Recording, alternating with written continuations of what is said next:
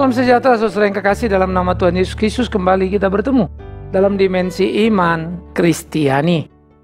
Bagaimana seharusnya memahami kehidupan panggilan di dalam keimanan? Penting untuk teliti supaya kita jangan sampai salah memahami. Karena kalimat yang Yesus ucapkan banyak yang dipanggil, sedikit yang dipilih. Sangat tegas, sangat jelas. Apa maksudnya? Itu yang patut kita pikirkan. Sebelum kita lanjut, kita berdoa saudara. Kami bersyukur, kami berterima kasih ya Tuhan untuk waktu indah yang Tuhan berikan.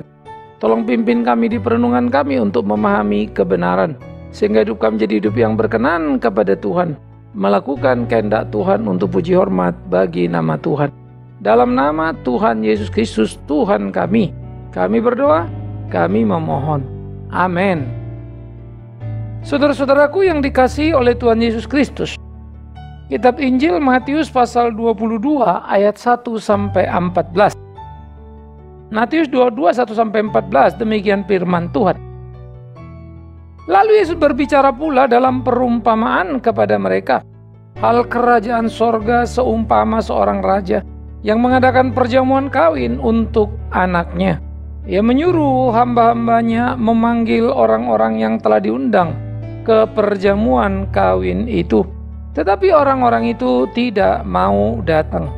Ia menyuruh pula hamba-hamba lain, pesannya, katakanlah kepada orang-orang yang diundang itu, sesungguhnya hidangan telah kusediakan, lembu-lembu jantan dan ternak piaraanku telah disembelih. Semuanya telah tersedia, datanglah ke perjamuan kawin ini. Tetapi orang-orang yang diundang itu tidak mengindahkannya. Ada yang pergi ke ladang, ada yang pergi mengurus usahanya, dan yang lain menangkap hamba-hambanya itu, menyiksanya dan membunuhnya. Maka murkalah raja itu lalu menyuruh pasukannya ke sana untuk membinasakan pembunuh-pembunuh itu dan membakar kota mereka. Sesudah itu dia berkata kepada hamba-hambanya, perjamuan kawin telah tersedia, tetapi orang-orang yang diundang tidak layak untuk itu. Sebab itu pergilah ke persimpangan-persimpangan jalan dan undanglah setiap orang yang kamu jumpai di sana ke dalam perjamuan kawin itu. Maka pergilah hamba-hamba itu, dan mereka mengumpulkan semua orang yang dijumpainya di jalan-jalan, orang-orang jahat dan orang baik, sehingga penuhlah ruangan perjamuan kawin itu dengan tamu. Ketika raja itu masuk untuk bertemu dengan tamu-tamu itu, ia melihat seorang yang tidak berpakaian pesta. Ia berkata kepadanya, saudara, bagaimana engkau masuk kemari dengan tidak mengenakan pakaian pesta? Tetapi orang itu diam saja. Lalu kata raja itu kepada hambanya, ikatlah kaki tangannya dan campakkanlah orang itu ke dalam kegelapan yang paling gelap. Di sanalah akan terdapat ratap dan kertak gigi. Sebab banyak yang dipanggil tetapi sedikit yang dipilih. Saudara-saudara yang kekasih, pada waktu kita memikirkan bagian ini menjadi sangat menarik. Surga diumpamakan seperti sebuah perjamuan pesta kawin. Nah, surga yang dibayangkan seperti atau digambarkan seperti pesta perjamuan kawin adalah seorang raja membuat pesta, mengundang banyak orang untuk datang ke pestanya. Undangan telah dikirimkan. Sayang, respon itu ternyata tak selalu baik. Maka gambaran undangan mulia dari raja direspon dengan cara yang beraneka ragam. Ada yang tetap bertani, ada yang malas untuk beranjak dan bergerak, merasa terganggu. Tapi tidak sedikit kemudian yang menjadi jahat, bukan saja menolak tapi membunuh pembawa undangan itu. Saudara, dengan segera mudah kita mengerti itulah gambaran daripada pemberita Injil yang pergi mengabarkan berita baik, berbagai argumentasi yang ada di sana. Berbagai perilaku bahkan kekejaman pembunuhan pun menjadi bagian yang biasa. Ini fakta. Nah, oleh karena itu, apa yang terjadi di sana menjadi gambaran sesuatu yang menyedihkan, gambaran sesuatu yang mengerikan. Bagaimana peristiwa itu menjadi satu peristiwa yang mematikan, di mana kehidupan undangan keselamatan itu ditolak oleh banyak orang. Realita hidup yang menyakitkan, saudara yang kekasih, dan itulah kehidupan banyak orang. Nah, oleh karena itu gambaran surga adalah undangan yang diberikan tapi banyak yang menolaknya. Kenapa? Karena mereka tidak tahu apa itu kebenaran. Kenapa? Karena mereka tidak tahu apa itu surga. Kenapa? Karena mereka seringkali tidak mau tahu apa konsekuensi yang akan dijalani. Sekalipun berita disampaikan, sekalipun pengertian diberikan, kekerasan hati selalu menutupi ruang untuk bisa menerimanya. Miris. Nah, oleh karena itu gambaran bagaimana undangan itu direspon sudah menunjukkan kepada kita betapa ada satu situasi yang pelik. Lalu kembalilah. Para petugas itu lalu menyampaikan pada raja. Maka dikatakan, mereka-mereka ini tidak mau datang. Kalau begitu, dia mengutus utusannya untuk membunuh para pembunuh-pembunuh tadi, lalu membakar kota mereka. Lalu berkata kepada hambanya, perjamuan kawin telah tersedia, tapi orang yang diundang tadi tidak layak untuk itu. Saudara-saudara, kalau kita berbicara dalam perspektif PL, maka dengan mudah kita akan melihat bagaimana hunjukan itu menunjuk kepada peristiwa di mana orang-orang Israel menolak Kristus itu, bahkan membunuhnya. Padahal dia membawa undangan surga, berita sukacita untuk didapatkan oleh bangsa pilihan itu. Tapi kemudian mereka merasa terlalu luar biasa. Ada yang menolak tadi, masa bodoh dengan apa yang disampaikan, atau mengadakan pertemuan untuk menerima mujizat kesembuhan, tetapi kemudian kehilangan keimanan. Kisah 10 orang kusta disembuhkan. Hanya satu yang kembali mengingatkan kepada kita betapa rentannya keberimanan itu. Nah, seperti itulah gambaran yang ada. Lalu para imam yang bersepakat untuk membunuh Yesus, betapa mengerikannya. Tetapi memang itulah yang terjadi dan mereka bersepakat sebagai para agamawan-agamawan untuk membunuh Kristus sang benar. Miris sih. Ternyata penjahat dan penjabat dalam dunia kerohanian menjadi beda-beda tipis. Hanya saja kalau penjahat membunuh dalam keterus-terangan, pejabat-pejabat di dalam kerohanian membunuh dengan cara bengis, penuh dengan hasutan dan fitnahan. Saudara-saudara, apa yang dikabarkan dalam bagian ini, kerajaan surga seperti undangan indah tapi ditolak. Dan kita sudah bisa melihat itu dalam contoh konteks kehidupan orang-orang Israel. Pertanyaannya, apakah gereja lebih baik dari situ? Enggak juga, saudara. Gereja tidak serta-merta lebih baik karena semua orang menjadi Kristen. Bahkan gereja mengalami banyak kecelakaan karena berpikir kalau sudah gereja penuh, itu tandanya gereja itu diberkati Tuhan, artinya lagi bahwa sudah benar di dalam Tuhan. Kita lupa bahwa bait Allah itu tidak pernah sepi. Bahkan sampai ada orang penukar uang, penjual korban. Saking banyaknya umat itu. Apa yang terjadi kita juga sama mengerti, saudara-saudara. Yesus datang dan menjungkir balikkan semuanya. Menganggap dan mengatakan bahwa rumah bapaknya sudah dijadikan sarang penyamun. Nah, dalam realita seperti itu, ini yang menjadi perlu pemikiran kita. Bagaimana peta kehidupan itu bergerak dinamis dan bagaimana peta kehidupan itu harus dipahami. Nah, jadi saudara-saudaraku yang dikasihi oleh Tuhan Yesus Kristus, mereka melihat sekitarnya, mereka melihat semuanya, tetapi semuanya sekitarnya ada dalam kesunyian, kedukaan. Tidak ada bahagia. Nah, oleh karena itulah apa yang terjadi menjadi menarik untuk kita pikirkan. Bahwa kemudian mereka melihat segala sesuatunya dan mereka mulai berbicara. Apa yang mereka bicarakan? Yaitu kemudian sang raja memanggil para hambanya. Membunuh tadi yang membunuh hamba-hambanya itu. Sehingga mereka mendapat pembalasan yang setimpal dengan perilakunya. Tetapi juga mencoret nama-nama orang yang diundang. Tapi selalu asik-masik dengan kegiatannya masing-masing. Bagaimana dengan saudara dan saya? Jangan-jangan kita adalah penerima undangan yang menolak undangan itu. Patut kita pertanyakan dengan serius. Jangan-jangan kita adalah penerima undangan itu yang menolak undangan itu, bahkan berperilaku tidak senonoh, mengerikan, mencabut nyawa orang. Itu mengerikan. Nah, kalau begitu yang terjadi, saudara, maka tidak heran kalau kemudian mereka ditolak untuk masuk dalam surga mulia itu. Nah, kemudian raja bilang, sekarang sini, kau pergi dulu. Sekarang kau pergi orang-orang simpang jalan, pinggir jalan itu, bawa mereka kemari. Undang mereka masuk dalam pesta perkawinan ini. Saudara, tentu ini bukan gambaran kesembarangan, bahwa keselamatan itu ya porak-poranda, no plan, pokoknya saat ketemunya. Bukan. Tapi ini justru mau menggambarkan betapa orang yang khusus diundang untuk tempat yang khusus mengabaikan. Sehingga mereka yang tidak khusus diundang menerima undangan. Itu loh. Yang terdahulu ini sudah menjadi terkemudian, yang terkemudian menjadi terdahulu. Itu loh. Mereka-mereka yang menolak berkat Tuhan itu tidak mendapatkan kasih karunia keselamatan. Tapi mereka yang dengan jujur sadar menerima dan menjalaninya memperolehnya. Itu loh.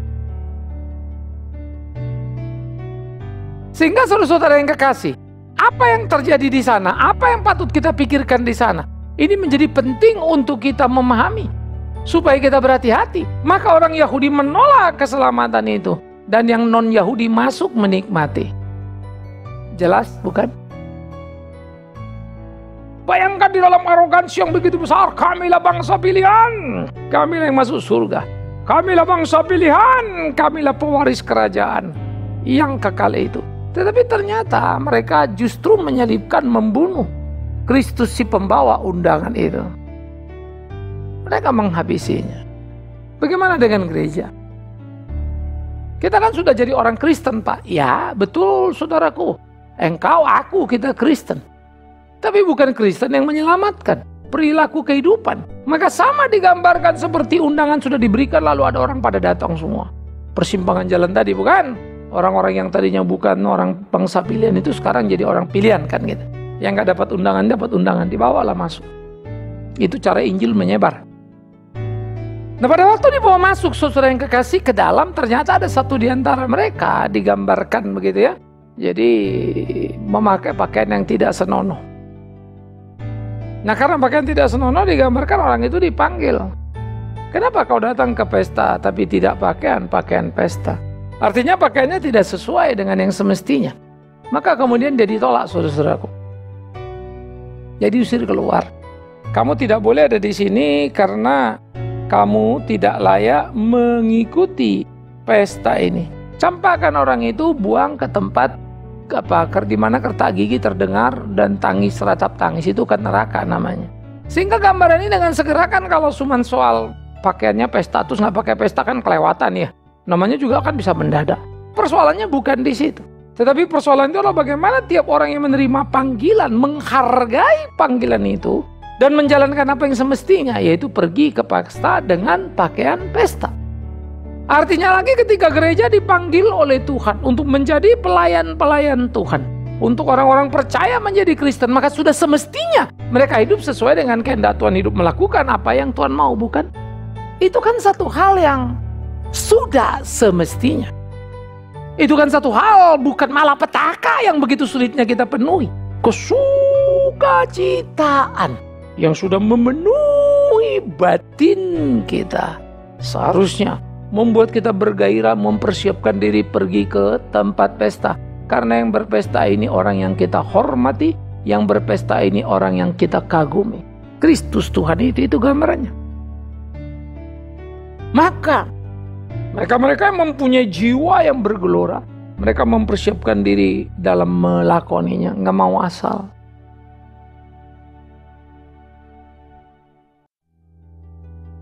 Kalau itu peri kehidupan, maka itu gambaran orang percaya yang sudah percaya pada Tuhan. Maka dia harus memakai pakaiannya itu ketetapan Tuhan, bagaimana hidupnya melakukan apa yang Tuhan mau. Bagaimana hidupnya sesuai dengan kehendak Tuhan. Bagaimana hidupnya berkenan, berpadan kepada Tuhan. Nah ini yang menjadi penting saudara. Apakah engkau punya itu? Nah itu pertanyaannya. Jikalau kita tidak memiliki itu dalam batin kita, jikalau kemudian kita hanya mempunyai satu sikap bahwa aku paling benar dan tidak membutuhkan Injil, itu celakalah kita. Maka kemudian kita jalan dan menabraknya. Tetapi jikalau kita adalah orang yang sadar dalam segala kerendahan hati, memahami kita memerlukan Tuhan dalam seluruh aspek kehidupan, maka kita adalah orang yang berbahagia. Nah, semua orang yang ke gereja tidak sama dengan semua orang yang diselamatkan. Semua orang menebut nama Yesus tidak sama dengan orang yang diselamatkan. Di bagian lain Matius 7 dikatakan tidak setiap orang menyebut namaku Tuhan, masuk dalam surga, tapi mereka yang melakukan kehendak-Ku. Tidak semua orang yang pergi ke gereja masuk surga. Banyak yang ke gereja, sedikit yang masuk surga. Camkan. Siapa yang sedikit itu adalah mereka yang memakai baju yang semestinya. Mereka yang tidak hanya menyebut nama Tuhan, tetapi melakukan kehendak-Nya. Nah, kalau begini menjadi mudah bagi kita untuk mengukur, bukan? Pertama, mari kita lihat diri kita. Apakah kita orang yang suka firman Tuhan? Ya, jawab sendiri. Mungkin saudara bilang iya, mungkin saudara bilang suka, mungkin saudara bilang kadang-kadang. Tergantung waktunya. Pertanyaan kedua, saudara. Kalau engkau suka dengan firman Tuhan atau tidak suka dengan firman Tuhan? Apakah kau membacanya, mempelajarinya supaya kau mengerti? Satu jawab, aku suka, tapi ayat hafalan saja. Baca ngerti gali-gali, entahlah gitu ya. Tapi ada juga berkata, oh iya dong, mesti dibaca dan mesti digali supaya aku mengerti dan tidak menjadi salah-salah. Tersaring lagi. Maka mereka yang membaca, mengerti dan mau melakukan, nah ini dipanggil lagi. Kalian duduk sini. Lalu dari mereka yang belajar, mengerti dan bertekad katanya mau melakukan, ternyata dalam hidup sehari-hari ada yang melakukan dan ada yang tidak, terbagi lagi seleksi. Maka mereka yang mengatakan akan melakukan tapi tidak terlakukan, itu mereka disebut apa? Omdo ya, omong doang. Tetapi mereka yang mengatakan dan melakukan, mereka lah yang disebut orang benar. Wow, indah sekali Alkitab, saudaraku. Nah, inilah gambaran yang luar biasa dalam hidup keimanan kita. Inilah gambaran yang luar biasa bagaimana seharusnya kita hidup di hari-hari kita. Supaya hidup kita menjadi hidup yang berkenan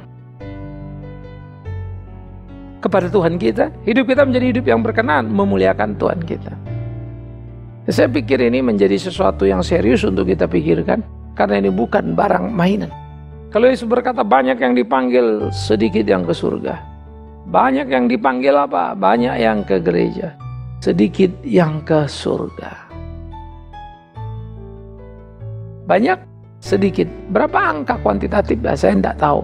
Berapa persentase? Saya juga tidak ngerti. Tapi lebih banyak yang dari banyak yang dipanggil itu hanya sedikit yang dipilih. Artinya jumlah orang pilihan lebih sedikit dari orang banyak. Jumlah orang yang ke surga lebih sedikit dari orang yang ke gereja. Karena itulah kita perlu serius melihat diri kita. Apakah kita memang betul masuk surga? Atau sekedar yakin? Yakinilah kita masuk surga. Yakinlah kita masuk surga. Itu kan kita yang yakin, ya terserah. Saya pasti masuk surga. Terserah. Itu kan kalimatmu. Persoalannya, apakah engkau melakukan kehendak Bapamu? Apakah kita mengerjakan apa yang Dia perintahkan? Nah, ini menjadi pertanyaan serius, saudara. Sehingga betul-betul bagaimana kita menjalani hidup kita dan melakukan apa yang menjadi kehendak Tuhan kita dan berkelahi di sana. Banyak dipanggil, sedikit dipilih. Banyak yang ke gereja, sedikit yang masuk surga. Yes. Orang Israel telah menjadi contoh yang mengerikan. Mereka digambarkan Tuhan Yesus sebagai anak ayam yang kehilangan induk. Berkali-kali coba dikumpulkan, tetapi liar masing-masing. Berkali-kali dikumpulkan. Gambaran kebebalan. Gereja Tuhan pun bukanlah gereja yang tidak diberkati Tuhan, bukan. Gereja Tuhan juga menjalani. Paling tidak mereka mempunyai berkat materi. Tapi seringkali berhenti di sana. Tidak lagi mampu menghayati, melakoni berkat sorgawi. Sehingga kemudian mereka celaka dan terbawa arus zaman ini. Nah, saudara-saudara, mestinya kan kita betul-betul bisa mengerti apa yang menjadi kehendak Allah dan tidak salah dalam perjalanan hidup kita. Mestinya lah kita menyadari betul bagaimana menghadiri pesta perkawinan anak domba Allah dengan baju pesta. Dan baju pesta itu bukan baju yang bahannya wol atau apapun namanya. Baju pesta itu adalah sikap hidup benar yang sungguh-sungguh menghadap pada Allah yang benar dan kita lakoni dalam hidup kita. Wow. Banyak dipanggil, sedikit dipilih. Seperti apa yang kau hidup dalam hidupmu? Seperti engkau melakoni itu supaya itu betul kita lakukan. Tiada henti, tiada jemu. Karena berbuat baik sudah semestinya adalah kegairahan yang tidak mungkin tidak kita penuhi. Pasti kita penuhi. Karena apa? Kegairahan. Artinya bergairah nggak melakukan kebaikan. Atau sekedar pengen dan pengen dan pengen dan pengen, tapi terlalu banyak kata pengen, nggak ada yang diwujudkan. Itu juga berbahaya. Nah jadi, di dalam bagian seperti ini, bagaimana kita melakoni, bagaimana kita menjalani, bagaimana kita menghidupi seluruh kebenaran firman Allah harus menjadi kehidupan yang seutuhnya. Itu harus jadi hal yang menyenangkan. Itu harus jadi hal yang mengubarkan semangat untuk hidup mengabdi kepada Tuhan. Menyenangkan hati Tuhan. Wih, indah ya saudara. Nah inilah hidup keberimanan. Inilah hidup yang sesungguhnya seharusnya kita miliki. Itu sebab kalau dikatakan sekali lagi banyak dipanggil, sedikit dipilih. Banyak ke gereja, sedikit yang ke sorga. Maka pertama saya pikir kita perlu serius mengenali hal itu. Dalam keseriusan itulah kita meneliti hidup pribadi. Sejauh apa sebetulnya kita hidup dan meyakini bahwa kita betul adalah orang pilihan. Jangan-jangan kita orang panggilan, dipanggil masuk ke dalam gereja tapi tidak dipilih. Calling itu seringkali dibagi dua. Pertama calling namanya, yang kedua effective calling. Calling ini diterima orang banyak. Tetapi yang namanya effective calling adalah dari orang banyak ini yang dipanggil. Sehingga mereka disebut effective calling. Nah ini yang dipilih. Tapi yang dipilih ini ternyata lebih sedikit dari yang dipanggil. Di seluruh dunia dimanapun orang datang ke gereja itu panggil. Maka mereka beribadah, mereka bergereja, tapi macam-macam perilakunya. Itu kelihatan kualitasnya. Sehingga orang yang bersungguh-sungguh, yang mengenakan pakaian pesta hatinya, yang hidup sesuai dengan kehendak Allah, artinya yang hidupnya berkenan kepada ketetapan-ketetapan Tuhan, maka mereka akan dipuaskan, mereka adalah orang pilihan. Sebaliknya mereka yang tidak, mereka akan ditolak dan mereka akan dilepaskan. Saudara ada di mana? Saya ada di mana? Ini menjadi pikiran serius kita. Itu sebab saya katakan tadi, mari kita jadikan ini pikiran serius. Entah hanya baca Alkitab lalu glus lewat begitu saja, tapi kita tidak mengerti sepenuhnya.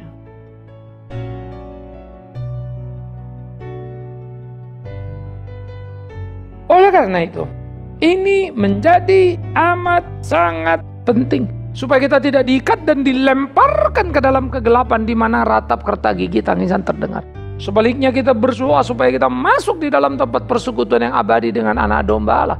Tetapi hidupmu di sini hari ini di bumi, adakah menjadi identitasnya? Hidupmu di sini hari ini di bumi, adakah menjadi contoh tidak terbantah bahwa engkau hidup sesuai kehendak Tuhan?